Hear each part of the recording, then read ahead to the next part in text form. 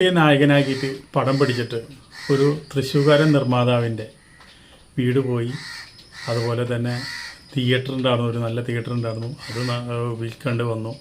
ആ പടം 8 നിലയിൽ പൊട്ടിയതാണ് കാര്യം. അതിൻ്റെ വളരെ ദയനീയമായ കണ്ണീരിൽ കുതിർന്ന ഒരു കഥയാണ് ഞാൻ പറയാൻ പോകുന്നത്. 1957 മമ്മൂട്ടിയെ നായകനാക്കി മഹായാനം എന്നൊരു പടം ജോഷി സംവിധാനം ചെയ്തു. മമ്മൂട്ടി, മുരളി, ഇങ്ങനെ ഒരുപാട് ആർട്ടിസ്റ്റുകളുണ്ട്. ചിത്രം നിർമ്മിച്ചത് കുന്നംകുളത്തെ താവൂസ് തിയേറ്റർ ഉടമ രാജേട്ടൻ. രാജേട്ടൻ എല്ലാവർക്കും അറിയാം, നല്ലൊരു പാവം മനുഷ്യനാണ്. അദ്ദേഹത്തിൻ്റെ തിയേറ്ററിൽ അന്നത്തെ പോലെ തന്നെയാണ് ഇപ്പോഴും തിയേറ്റർ അവിടെ നിൽക്കുന്നത്. പക്ഷെ കുറച്ച് ഉള്ളിൽ കുറച്ച് പണികളൊക്കെ നടത്തിയെന്ന് മാത്രമല്ല. തിയേറ്ററിൻ്റെ വീഡിയോ ഞാൻ വയ്ക്കാം. അപ്പോൾ രാജേട്ടൻ എന്ന് പറഞ്ഞു കഴിഞ്ഞാൽ ഡിസ്ട്രിബ്യൂഷൻ അന്ന് ഉള്ള ആൾക്കാർക്ക് മുഴുവൻ രാജേട്ടൻ അറിയാം. ഒരു പാവം മനുഷ്യനാണ് അദ്ദേഹം. തൃശ്ശൂർക്കാണ് പടങ്ങളൊക്കെ ചാർട്ട് ചെയ്യാൻ വരിക. തൃശ്ശൂർക്ക് വന്നിട്ട് ഗ്യാപ്പ് പടങ്ങൾ, അതുപോലെ തന്നെ കളക്ഷൻ വളരെ മോശമായി. അപ്പോൾ അപ്പുറത്ത് ജവഹർ തിയേറ്റർ ഉണ്ട്, അപ്പുറത്ത് ഗീതാ തിയേറ്റർ ഉണ്ട്. ഗീതാ തിയേറ്ററിലും ജവഹർ തിയേറ്ററിലും കംപ്ലീറ്റ് പടങ്ങൾ കളിക്കുന്നത്, അത് ഫുൾ വൾഗറായിട്ടുള്ള പടങ്ങൾ കളിക്കുക. അതുകൊണ്ട് ഇദ്ദേഹത്തിൻ്റെ തിയേറ്ററിലേക്ക് ആളില്ലാണ്ടായി.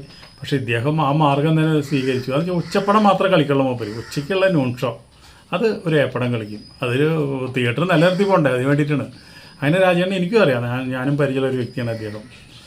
അപ്പോൾ അങ്ങനെയുള്ള ആ രാജേട്ടനാണ് കഷ്ടകാലം നേരത്താണ് മമ്മൂട്ടീനെ നായകനാക്കിയിട്ട് മഹായാനം എടുത്തത്. അത് 8 നിലയിലാണ് പടം പൊട്ടിയത്. അതോടുകൂടി ആ തിയേറ്ററിൽ തൊഴിലാളി സമരം വന്നു. തൊഴിലാളി സമരം, സാമ്പത്തിക ബാധ്യത, ഇതെല്ലാം വന്നോട് കൂടിയിട്ട് 2 മക്കളുള്ളത്. ഇതെല്ലാം മെയിൻറ്റെയിൻ ചെയ്ത് പോകാൻ പറ്റാണ്ടായി കൂടി എന്തുണ്ടായി, മൂപ്പര് വീട് വിറ്റു. പടം പൊളിഞ്ഞതിൻ്റെ സാമ്പത്തിക ബാധ്യത വേറെ, തിയേറ്ററിലെ സമരത്തിൻ്റെ പ്രശ്നങ്ങൾ വേറെ, വരുമാനമില്ലാത്തതിൻ്റെ പ്രശ്നങ്ങൾ വേറെ. അപ്പോൾ എല്ലാം കൂടെ ആയപ്പോൾ നിക്കക്കളിയില്ലാണ്ടായപ്പോൾ എന്ത് ചെയ്യാൻ പറ്റും, വീട് വിറ്റു. വീട് വിറ്റ് തിയേറ്ററും വിറ്റിട്ട് തൃശ്ശൂരിൽ നിന്ന് ആൾ താമസം മാറ്റി പാലക്കാട്ടേക്ക് താമസം മാറ്റിയെന്ന് മാത്രമല്ല, ഇവിടുന്ന് താമസം മാറി വാടക വീട്ടിലേക്കാണ് 19 വീട്ടിലേക്ക് താമസം മാറി എന്നുള്ളതാണ്. 19 വാടക വീട്ടിലേക്ക് മാറി താമസിക്കും.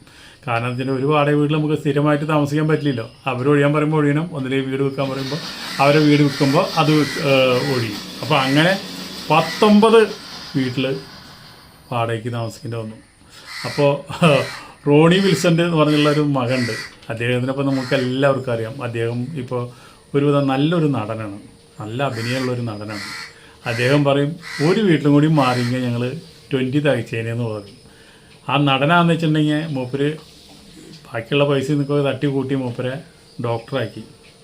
ഡോക്ടറായിരിക്കും. ആശുപത്രിയിൽ അങ്ങനെ ഒരുപാട് ആശുപത്രിയിൽ വർക്ക് ചെയ്തിട്ടുണ്ട്, ഗൾഫിൽ വർക്ക് ചെയ്തിട്ടുണ്ട് ഡോക്ടറായിട്ട്. പക്ഷേ മൂപ്പർക്ക് ഈ അച്ഛന് ഈ പ്രേതം കൂടിയ പോലെ തന്നെ സിനിമ തിയേറ്ററും സിനിമ പിടിക്കലൊക്കെ ആയിട്ട്. പക്ഷേ അപ്പോൾ അതുകൊണ്ട് ആ പ്രേതം മോനും മകനും കൂടി ഡോക്ടറായിട്ട് നല്ല ജോലി ഉണ്ടായിട്ട് മൂപ്പർക്ക് അവിടെ ഒന്നും ഉറച്ചു നിൽക്കാൻ പറ്റിയില്ല. താഴെയുള്ളൊരു മകനുണ്ട്, അദ്ദേഹം എന്താണെന്ന് വെച്ചിട്ടുണ്ടെങ്കിൽ ഡയറക്ഷനിലേക്ക് തന്നെ പോയി. വെച്ചിട്ടുണ്ടെങ്കിൽ ഒരു ഡയറക്ഷൻ പഠിക്കാനായിട്ട് ഒരു ജോഷിയുടെ അസിസ്റ്റൻറ്റോ മറ്റുള്ള ആൾക്കാരെ അസിസ്റ്റൻ്റൊക്കെ ആയിട്ട് മൂപ്പര് പോയി. അപ്പോൾ അച്ഛനമ്മയ്ക്ക് ഒരിക്കലും ഇഷ്ടമുണ്ടായിരുന്നില്ല. കുടുംബം തകർത്ത, കുടുംബം വെണ്ണീറാക്കിയ, കഷ്ടപ്പാടുകൾ അനുഭവിച്ച ഈ സിനിമ എന്ന അത്രയും വെറുത്തുണ്ടായിരുന്നു രാജേണ്ണൻ്റെ ഭാര്യയും. മക്കളതിലേക്ക് പോണതിൽ ഒരു താല്പര്യം ഉണ്ടാകുന്നത്. അത് ഡോക്ടറുടെ ജോലി ചെയ്തുകൊണ്ടാണ് മൂപ്പര് പല സ്ഥലങ്ങളിലും ചെന്നിട്ട് ചാൻസ് ചോദിക്കുന്നത്. ചാൻസ് ചോദിച്ചാൽ അവർ പറയാം, ആ ശരി, ഇത് പഴയ കഥയൊക്കെ ആരെ അന്വേഷിക്കുന്നത്, അച്ഛൻ ആനപ്പുറത്തിരുന്ന് വെച്ചിട്ട് മകൻ്റെ അവിടെ ടൈം ഉണ്ടാവില്ലല്ലോ. അതാണ് പ്രൊഡ്യൂസർമാരായാലും അവർക്കൊന്നും നന്ദി എന്ന് പറഞ്ഞ സിനിമാക്കാർക്കില്ല. എന്നാൽ അവരൊരു നല്ല റോൾ കൊടുക്കുക എന്നുള്ള ആത്മാർത്ഥമായിട്ട് ആരും ചിന്തിച്ചില്ല. ജോഷി പോലും ചിന്തിച്ചില്ല. അതാണ് അതിൻ്റെ ഏറ്റവും വലിയ തമാശ. മമ്മൂട്ടിയും ചിന്തിച്ചില്ല. മമ്മൂട്ടീനെ നായകനാക്കിയിട്ടാണല്ലോ ഈ പടം 8 നിലയിൽ പൊട്ടിയത്. അപ്പോൾ മമ്മൂട്ടി അന്നത്തെ കാലത്തേക്ക് കഴിഞ്ഞാൽ പ്രേമനസറൊക്കെ ഉണ്ടെങ്കിൽ അപ്പോൾ അടുത്ത പ്രൊഡ്യൂസർക്ക്, ആ പൊളിഞ്ഞ പ്രൊഡ്യൂസർക്ക് പൈസ ഇല്ലാണ്ട് മൂപ്പര് പടം ചെയ്യാനുള്ള സൗകര്യം ചെയ്ത് കൊടുക്കും. ഇത് ഒന്നും ഉണ്ടായില്ല. മമ്മൂട്ടി ആ കാര്യം തിരിച്ചറിഞ്ഞില്ല. മമ്മൂട്ടിയുടെ വഴിക്ക് പോയി, ജോഷിയുടെ വഴിക്ക് പോയി. മൂപ്പരാച്ചനെ രാജേണ്ണാച്ച വീടുകൾ മുഴുവൻ വാടകയ്ക്ക് താമസിക്കാൻ തുടങ്ങി. കുറേ ചെറിയ വേഷങ്ങളൊക്കെ ഇങ്ങനെ റോണി അഭിനയിച്ചു. പക്ഷെ അതിലൊന്നും രക്ഷയുണ്ടായില്ല. ഒരു പച്ചക്കുതിര എന്ന് പറഞ്ഞ പടത്തിലാണ് സാമാന്യം തിരക്കില്ലാണ്ട് ആൾക്കാരെ അറിയാവുന്ന രീതിയിൽ ഒരു വേഷം കിട്ടിയത്. അങ്ങനെ ഇരിക്കുമ്പോഴാണ് മേജർ രവിയുടെ പടത്തിലേക്ക് ഓഡിഷൻ നടക്കുന്നത്. ആ മേജർ രവിയുടെ പടത്തിലേക്ക് കുരുക്ഷേത്ര എന്ന് പറഞ്ഞ പടത്തിലേക്ക് നല്ലൊരു വേഷം കിട്ടി. അതോടുകൂടി മൂപ്പര് ശരിക്ക് ഡോക്ടർ പണി ഉപേക്ഷിച്ചത്. രാജേണ്ണനും ഭാര്യയ്ക്കൊന്നും ഒരിക്കലും ഇഷ്ടമുണ്ടായിരുന്നില്ല ഈ സിനിമയിൽ എന്ന് വെച്ചിട്ടുണ്ടെങ്കിൽ ഒരു ജീവിതമാർഗ്ഗമായിട്ട് അവർ കണ്ടിട്ടുണ്ടായിരുന്നില്ല. കാരണം വെച്ചിട്ടുണ്ടെങ്കിൽ അതൊരു സ്ഥിര വരുമാനമല്ല. സിനിമയില്ലെങ്കിൽ ഇപ്പോൾ എന്ത് ചെയ്യാൻ പറ്റും. അപ്പോൾ മൂപ്പരെ സ്വന്തം ഒരു വിശ്വാസമാണ് അത് എന്ന് വെച്ചിട്ടുണ്ടെങ്കിൽ സിനിമയിൽ നടനാവണം എന്നുള്ളത്. ആ നടനാവാൻ വേണ്ടിയിട്ട് അദ്ദേഹം ഒരുപാട് കഷ്ടപ്പെട്ടു, ഒരുപാട് ബുദ്ധിമുട്ടി. അതിനുള്ള ഗുണം അവർക്ക് കിട്ടിയെന്നുള്ളതാണ്. അതിനേക്കാളും വലിയൊരു ഗിഫ്റ്റ് എന്ന് പറഞ്ഞു കഴിഞ്ഞാൽ മമ്മൂട്ടി വളരെ കാലങ്ങൾക്ക് ശേഷം നമ്മുടെ ഈ റോണിയുടെ അനിയൻ ഡയറക്ടറായി ആദ്യമായിട്ട് ഡയറക്റ്റ് ചെയ്താണ് കണ്ണൂർ സ്ക്വാഡ് എന്ന് പറഞ്ഞ സിനിമ. അതിൽ രണ്ടുപേരും ചേട്ടനും അനിയനും കൂടിയിട്ട് അങ്ങോട്ട് അതിലുണ്ട്. ചേട്ടൻ അഭിനയിക്കുന്ന, അനിയൻ ഡയറക്റ്റ് ചെയ്യുന്നത്.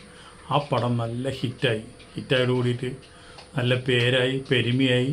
എല്ലാവരും പഴയ കാര്യങ്ങളൊക്കെ വീണ്ടും ഓർക്കാനുള്ളൊരു കാരണമായി. എന്തായാലും മമ്മൂട്ടി അവസാനമായപ്പോഴെങ്കിലും നന്ദി കാണിച്ചു എന്ന് പറയാം. രാജേന്ദ്രൻ്റെ മകന് സ്വന്തമായിട്ട് ഡയറക്റ്റ് ചെയ്യുന്ന ആ പടത്തിൽ മൂപ്പര് ഡേറ്റ് കൊടുത്തു. അപ്പോൾ ആ ഡേറ്റ് കൊടുത്തിട്ട് ഇനിയിപ്പോൾ അതിൻ്റെ സെക്കൻഡ് പാർട്ട് ഉണ്ടാവുമെന്ന് പറയുന്നുണ്ട്.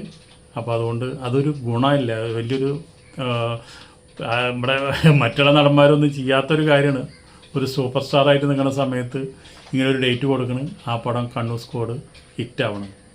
അപ്പോൾ ഇതിന് നമുക്ക് മനസ്സിലാക്കേണ്ടത് എന്താണെന്ന് വെച്ചിട്ടുണ്ടെങ്കിൽ സിനിമ നമുക്ക് എല്ലാം തരുകയും ചെയ്യും, എല്ലാം നഷ്ടപ്പെടുത്തുകയും ചെയ്യും. സിനിമയെ നമ്മൾ ആത്മാർത്ഥമായി സ്നേഹിച്ചാൽ സിനിമ നമ്മുടെ കൂടെ നിൽക്കുകയും ചെയ്യും. ഇതിൻ്റെ ഏറ്റവും വലിയ ഇതാണ്. നമ്മൾക്ക് സിനിമയെ നമ്മൾ വെറുതെ സിനിമോട്ടായിൽ പോയി സിനിമ കണ്ടുകൊണ്ടോ അല്ലെങ്കിൽ 4 സെറ്റിൽ കയറി ഇറങ്ങിക്കൊണ്ടോ നടനാവില്ല. അതിനെക്കുറിച്ച് നമുക്ക് നടനാവണം എന്ന് നമ്മൾ തന്നെ വിചാരിച്ചാൽ നമ്മൾ നടനായിരിക്കും. അതാണ് ഡോക്ടറായ നമ്മുടെ നടനായ നമ്മുടെ ഈ നടൻ്റെ ഏറ്റവും വലിയ വിജയം.